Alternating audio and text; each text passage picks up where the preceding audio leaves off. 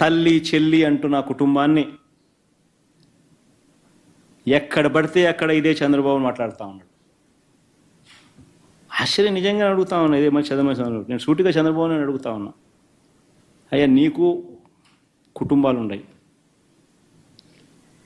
నాకు మా కుటుంబంలో విభేదాలు ఉండొచ్చు, కానీ నువ్వు పెట్టే పోస్టులు కానీ నువ్వు చేసే క్రూరమైన రాజకీయాలు కానీ ఎవడు చేయడు, ఒక్క నీలాంటి దుర్మార్గుడు అయితే తప్ప.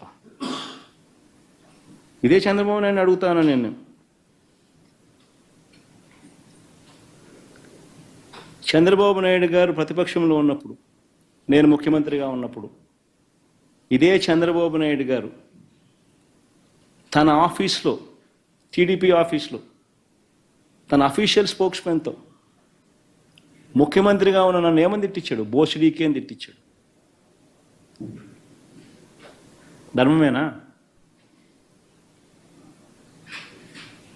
ఇదే సత్యధర్మ చంద్రబాబు నాయుడు నా చెల్లెల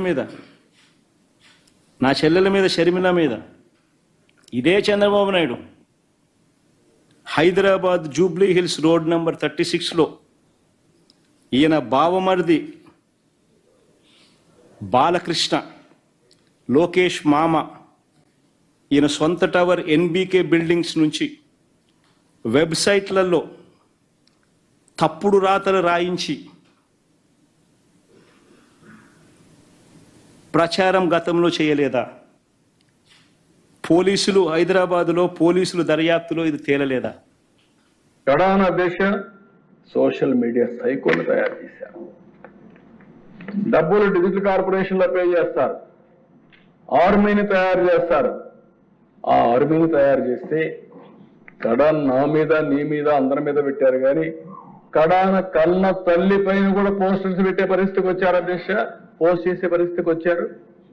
ఆయన శీలాన్ని కూడా శంకించే విధంగా ఏమనాలండి, మనుషుల జంతువులని అడుగుతున్నారు. మళ్ళా సిగ్గు లేకుండా మాట్లాడుతున్నారు. ఈరోజు ఎక్కడికక్కడ మాట్లాడుతున్నారు. అంటే తల్లిని కూడా క్యారెక్టర్ అసాసినేషన్ చేస్తే వాళ్ళని మీరు నేను ఒక లెక్క, ఈ రాష్ట్ర ప్రజానికి ఒక లెక్క అని అడుగుతున్నా. నేను బాగా ఆవేదనతో అడుగుతున్నాను. నేను అందుకే ఒకే మాట చెప్పాను, ఎన్డీఏలో ఏ లీడర్ కూడా ఇలాంటి అసభ్యకరమైన పోస్టులు పెట్టాం. ఒకవేళ పెడితే వాళ్ళు ఏ విధంగా పనిష్ చేస్తున్నామో మన వాళ్ళు కూడా అదే మరి చేస్తా. ఈ రాష్ట్రంలో ప్రతి ఒక్క ఆడబిడ్డకు రక్షణ ఇచ్చే బాధ్యత, గౌరవంగా బ్రతికే విధంగా విధానాలు తీసుకొస్తారని చెప్పా. అందుకే ఒకే మాట అన్నాను, రాబోయే రోజుల్లో ఏ ఒక్క ఆడబిడ్డ కూడా అవమానపడడానికి వీల్లేదు.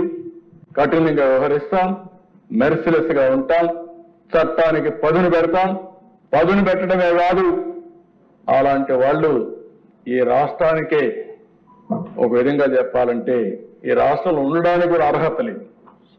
నేను చాలా స్పష్టంగా చెప్తున్నా, ప్రజల కోసరం, ఆడబిడ్డల రక్షణ కోసరం ఈ ప్రభుత్వం కఠినమైన నిర్ణయాలు తీసుకుని ఉక్కు పాదంతో అణిచివేస్తాం తప్ప వదిలిపెట్టే సమస్య లేదని మరొకసారి ఈ సభ ద్వారా ఆడబిడ్డలందరికీ విజ్ఞప్తి చేస్తున్నా. ఇది ఒక ఆర్గనైజ్డ్ క్రైమ్. మామూలుగా ఎవరో ఒకరు ఇద్దరు పెట్టుకుంటే దాన్ని మనం కంట్రోల్ చేయొచ్చు, కానీ ఇది ఒక ఆర్గనైజ్డ్ క్రైమ్ చేసే పరిస్థితికి వచ్చారు.